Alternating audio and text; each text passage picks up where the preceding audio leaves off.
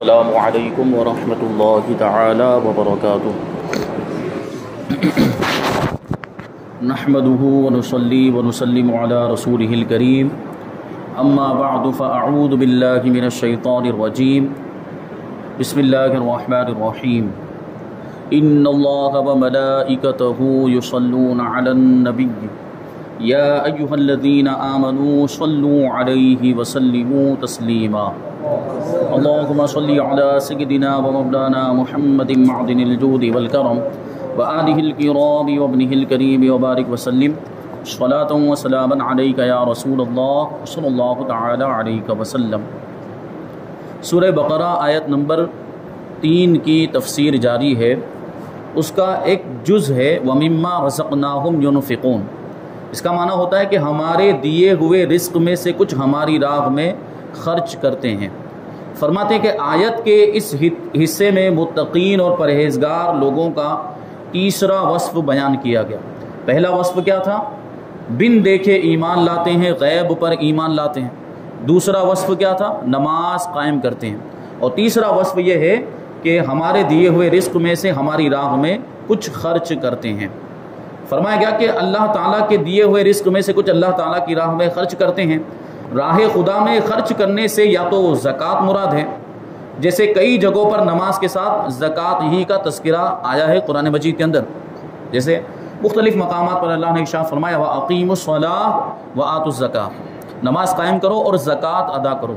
تو یہاں پر بھی نماز کے ساتھ جو ہے خرچ کرنے کی بات آئی ہے، تو ہو سکتا ہے یہاں پر بھی خرچ کرنے سے زکوٰۃ ہی مراد ہو، کیونکہ زکوٰۃ بھی تو اللہ کی راہ میں دی جاتی، اللہ کی راہ میں اس کو خرچ کیا جاتا ہے۔ یا اس سے مراد تمام قسم کے صدقات ہیں، چاہے صدقات واجبہ ہوں یا نفلی صدقات ہوں، ایسے ہی کسی کی مدد کر دینا، یہ ساری چیزیں اس میں شامل ہو جائیں گے۔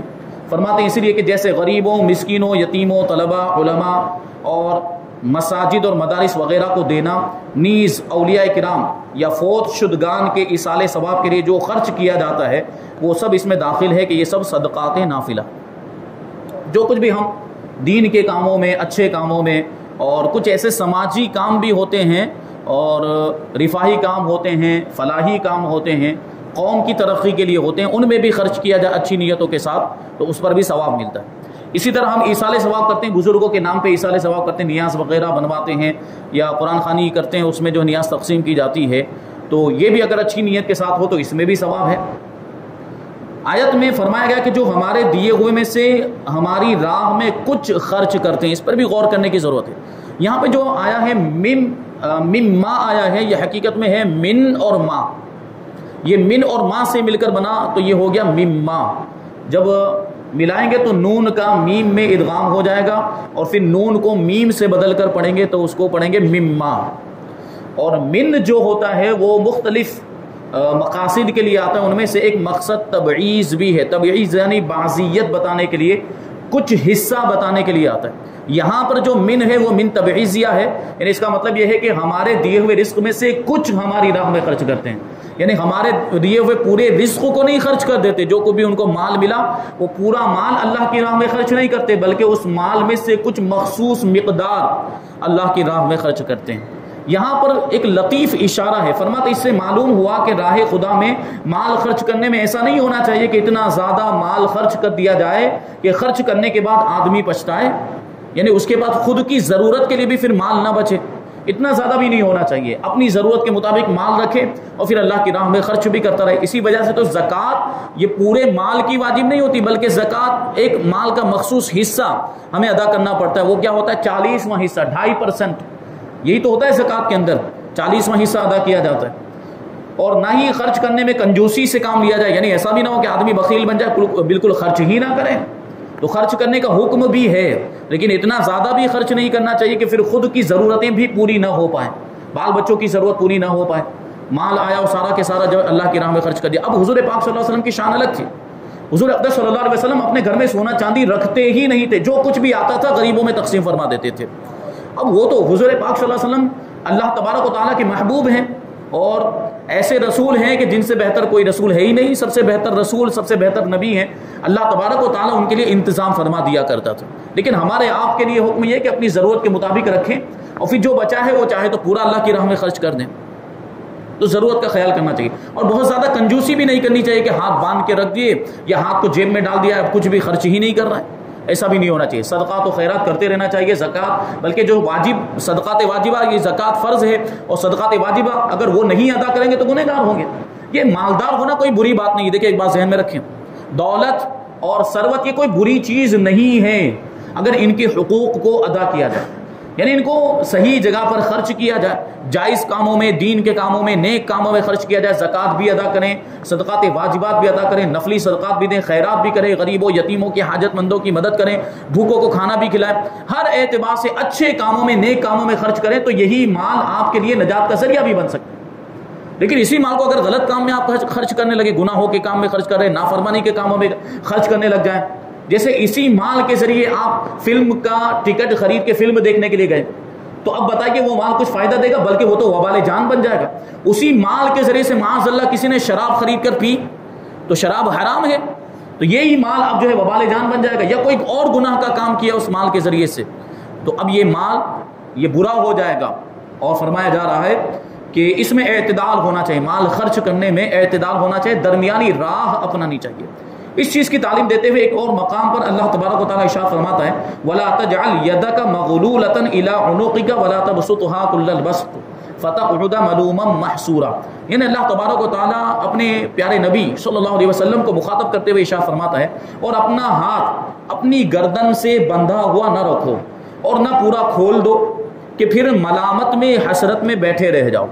یہ کنایا ہے، پورا ہاتھ کھول دینے کا کیا مطلب ہوا؟ یعنی سارا مال خرچ کر دینا۔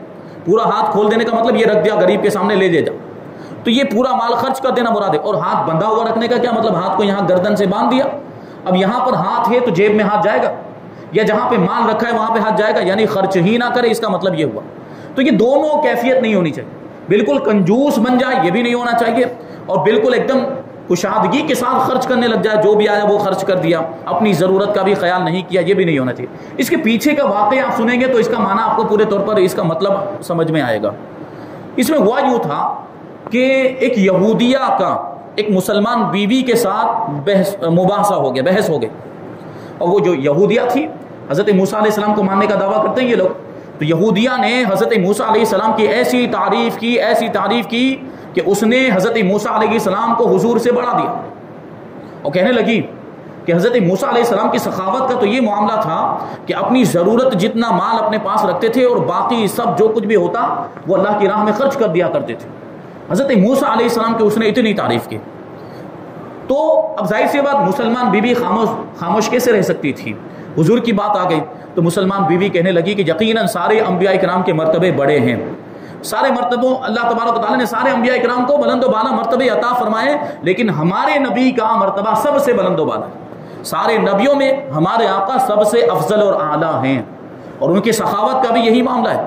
چنانچہ مسلمان بیوی نے یہودیہ کو حضور پاک صلی اللہ علیہ وسلم کی سخاوت کی آزمائش کرانی چاہیے، تو مسلمان بیوی نے کیا کیا؟ اپنی چھوٹی بچی کو حضور کی بارگاہ میں بھیجا، جاؤ اور ایک قمیص مانگ کر لے کر آؤ، ایک کرتا مانگ کر لے کر آؤ۔ اب وہ بچی پہنچی حضور پاک صلی اللہ علیہ وسلم کی بارگاہ میں، اب وہ حضور پاک صلی اللہ علیہ وسلم کی سادگی کا عالم دیکھے، جب وہ بچی آئی اور کرتا مانگا، قمیص مانگا اس نے، اس وقت حضور پاک صلی اللہ علیہ وسلم کے پاس ایک ہی کرتا تھا جو حضور نے پہنا ہوا تھا، اور سخاوت کا عالم دیکھیں، یہ کہہ سکتے تھے میرے پاس ایک کرتا یہ میں نے پہنا ہوا میری ضرورت والا ہے، میں تم کو کیسے دے دوں، میرے پاس دوسرا کرتا ہی نہیں، چاہتے تو منع کر دیتے، لیکن ہمارے امام کیا کہتے ہیں؟ نہ یہاں لا ہے نہ منگتا سے یہ کہنا کیا ہے، نہیں سنتا ہی نہیں مانگنے والا تیرا، واہ کیا جود و کرم ہے شہ بالا تیرا، نہیں سنتا ہی نہیں مانگنے والا تیرا، یعنی مانگنے والا جب آتا ہے تو وہ نہ تو سنتا ہی نہیں، کچھ نہ کچھ اس کو مل ہی جاتا، بلکہ اگر بھی نہیں ہے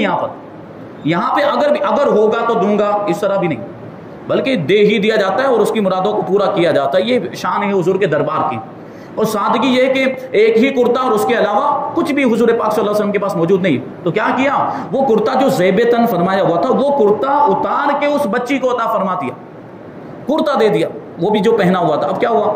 اب یہ حضور پاک صلی اللہ علیہ وسلم کا اوپر کا جو جسم مبارک تھا یہ بغیر کپڑے کے ہو گیا، کچھ ایسے الفاظ جو ہم استعمال نہیں کر سکتے کہ خلاف ادب ہو جائے گا، ہم کیا کہیں گے؟ بغیر کپڑے کے ہو گیا حضور کا اوپر کا بدن، تو حیا کی وجہ سے حضور پاک صلی اللہ علیہ وسلم حجرہ پاک میں تشریف لے گئے، کاشان نبوت میں تشریف اور وہیں بیٹھے رہ گئے. اب کیا ہوا؟ نماز کا وقت آیا، حضرت بلال نے اذان دی، اب صحابہ کرام انتظار کر رہے ہیں ابھی حضور تشریف لائیں گے، ابھی حضور تشریف لائیں گے. لیٹ ہو گئے، تاخیر ہو گئی. تو صحابہ کرام کو فکر لاحق ہوئی، کیا ہوا ہوگا، حضور کیوں تشریف نہیں لائے؟ تو صحابہ کرام دیکھنے کے لیے پہنچے. کاشان نبوت میں جب اندر اجازت لینے کے بعد داخل ہوئے تو کیا دیکھا؟ حضور پاک صلی اللہ علیہ وسلم اس حال میں تشریف فرمائے کہ اوپر کے جسم مبارک پہ کوئی کپڑا ہی نہیں. اس وقت یہ آیت کریمہ نازل ہوئی اور حضور سے اللہ تبارک و تعالیٰ نے ارشاد فرمایا کہ محبوب بالکل ایسا بھی نہیں ہونا چاہیے کہ پورا ہاتھ کھول دو، کہ اپنی ضرورت کا بھی خیال نہ کرو. یعنی اپنا بھی کرتا پہنا ہوا ضرورت والا کرتا بھی حضور نے اتار کے عطا فرما دیا، اور ایسا بھی نہ ہو کہ ہاتھ کو گردن سے باندھ دو، یعنی بالکل خرچ نہ کرو. تو یہ نصیحت فرمائی گئی. اب دیکھیں وہ مسلمان بیوی اور یہودیہ جو تھی، یہودی عورت، اس نے تو کیا کہا تھا حضرت موسیٰ کے بارے میں کہ اپنی ضرورت کا رکھتے ہیں باقی خرچ کر دیتے ہیں، اور ہمارے آقا کی سخاوت کا عالم ہے کہ اپنی ضرورت کا بھی خیال نہیں کرتے. یہ شان ہے حضور کی. اور کامل ایمان والوں کا وصف بیان کرتے ہوئے اللہ تعالیٰ نے ارشاد فرمایا کہ والذین اذا انفقوا لم یسرفوا ولم یقتروا وکان بین ذلک قواما. اور وہ لوگ کہ جب خرچ کرتے ہیں تو نہ حد سے بڑھتے ہیں، یعنی خرچ کرنے میں اسراف بھی نہیں کرتے، بہت زیادہ بھی خرچ نہیں کرتے، اور تنگی بھی نہیں کرتے، یعنی بہت ایسا بھی نہیں کہ بہت ہی کم خرچ کریں، ضرورت کے مطابق خرچ کرتے ہیں. اور ان دونوں کے درمیان اعتدال سے رہتے ہیں، یعنی درمیانی انداز ہوتا ہے ان کا خرچ کرنے کا. اب آیت نمبر 4 اللہ تعالیٰ ارشاد فرماتا ہے والذین یؤمنون بما انزل الیک وما انزل من قبلک وبالآخرۃ هم یوقنون. اور وہ ایمان لاتے ہیں اس پر جو تمہاری طرف نازل کیا گیا اور جو تم سے پہلے نازل کیا گیا، اور آخرت پر یقین رکھتے ہیں.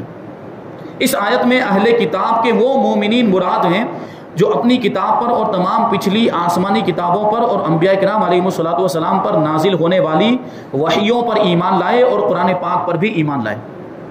سب سے پہلے تو سمجھے کہ اہل کتاب کسے کہتے ہیں. اہل کتاب یعنی اس کا اگر ہم لفظی معنی کریں لغت کے اعتبار سے، ڈکشنری کے اعتبار سے، تو اس کا مطلب ہوتا ہے کتاب والے. کیا مطلب ہوتا ہے؟ کتاب والے.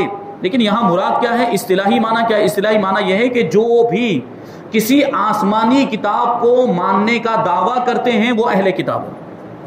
جیسے توریت کو ماننے کا دعویٰ کرتے ہیں یہودی تو وہ ہوئے اہل کتاب، اور انجیل کو ماننے کا دعویٰ کرتے ہیں عیسائی، وہ ہو گئے اہل کتاب. تو یہاں مراد اہل کتاب. اور اہل کتاب سے بھی کون سے اہل کتاب؟ ایمان والے اہل کتاب مراد ہیں. بہت سے تو ایسے یہودی بھی تھے، عیسائی بھی تھے حضور کے زمانے میں، حضور نے ان کو بھی اسلام کی دعوت دی لیکن وہ مسلمان نہیں ہوئے. وہ یہاں پہ مراد نہیں. یہاں پر وہ اہل کتاب مراد ہیں جو دوسری آسمانی کتابوں پر بھی ایمان رکھتے تھے، توریت، زبور، انجیل وغیرہ پر، انبیاء کرام پر بھی ایمان رکھتے تھے، اور جب قرآن آیا تو قرآن پر بھی ایمان لائے. وہ اہل کتاب مراد. اس آیت میں ما انزل الیک سے تمام قرآن پاک اور پوری شریعت مراد ہے.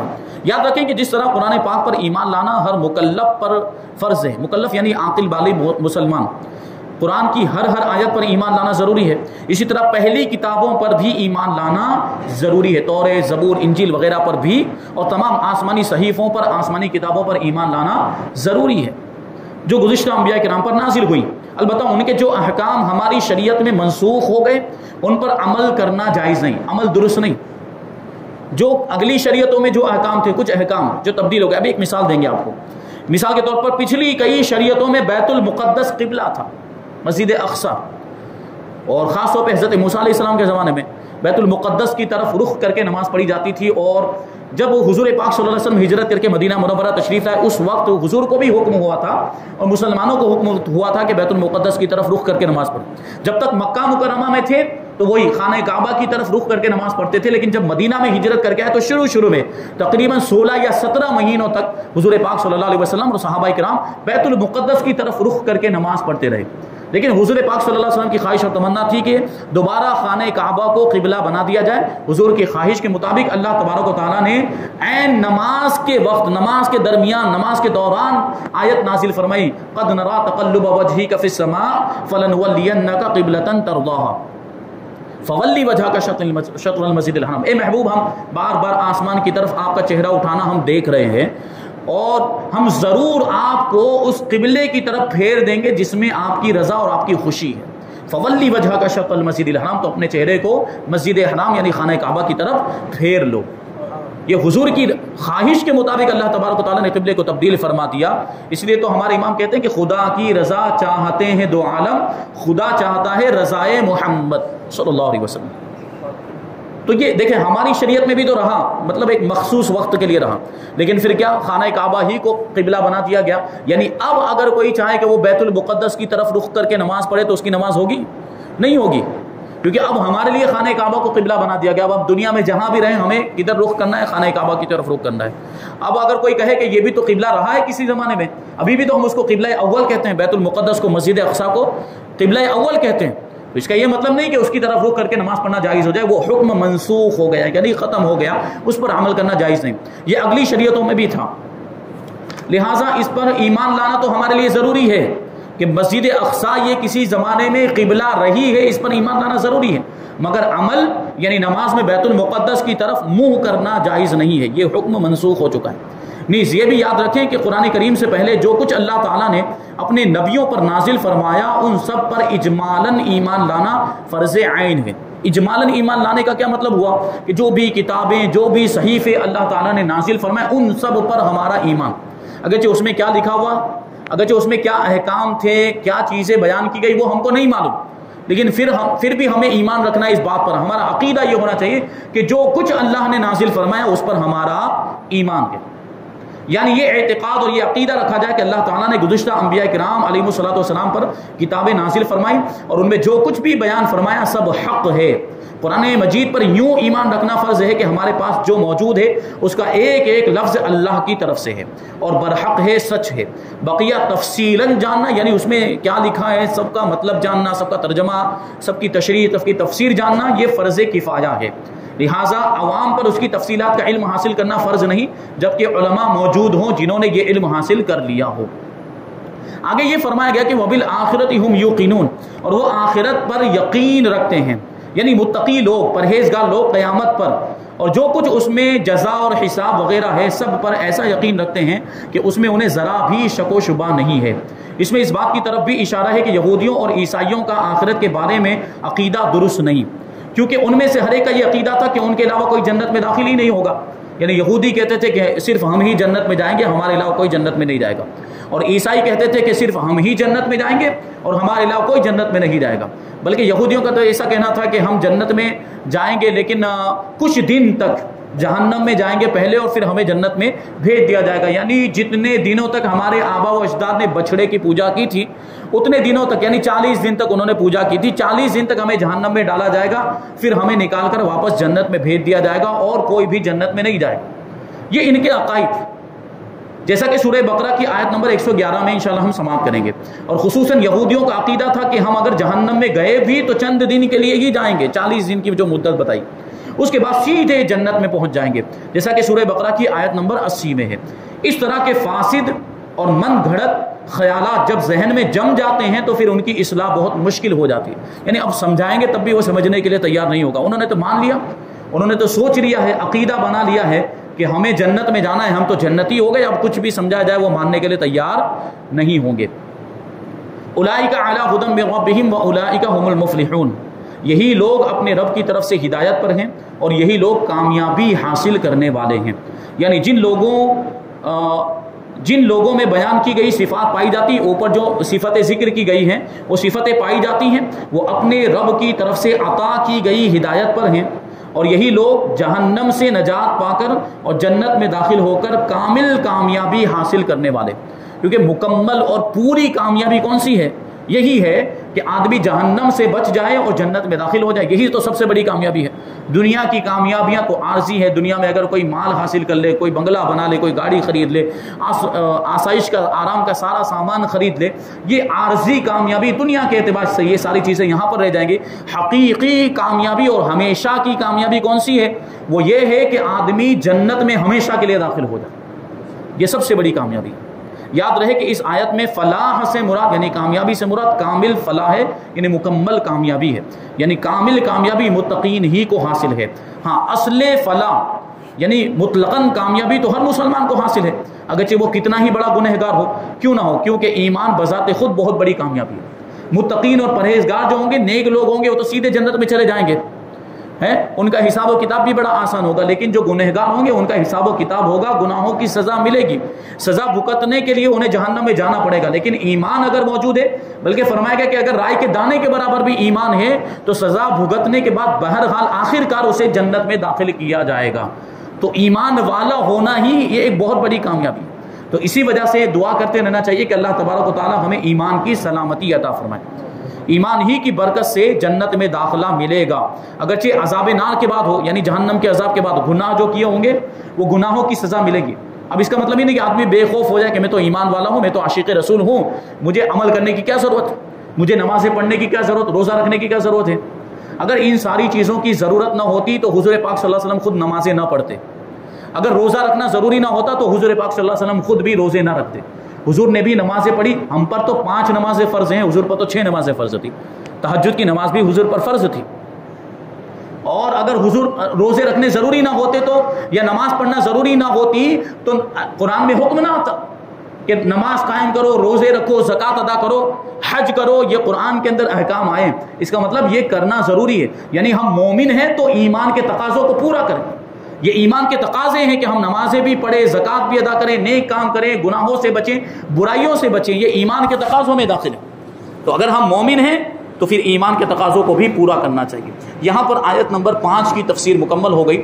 اب انشاءاللہ تبارک و تعالیٰ آیت نمبر 6 کی تفسیر آئندہ درس میں ہم شامل کریں گے۔ اللہ تبارک و تعالیٰ کی بارگاہ میں دعا ہے کہ جو کچھ بھی بیان ہوا اس پر مجھے، آپ کو، ہم سب کو عمل کرنے کی توفیق عطا فرمائے، اور نور قرآن سے ہم سب کے دلوں کو روشن اور منور فرمائے۔ وما علینا الا البلاغ۔ السلام علیکم۔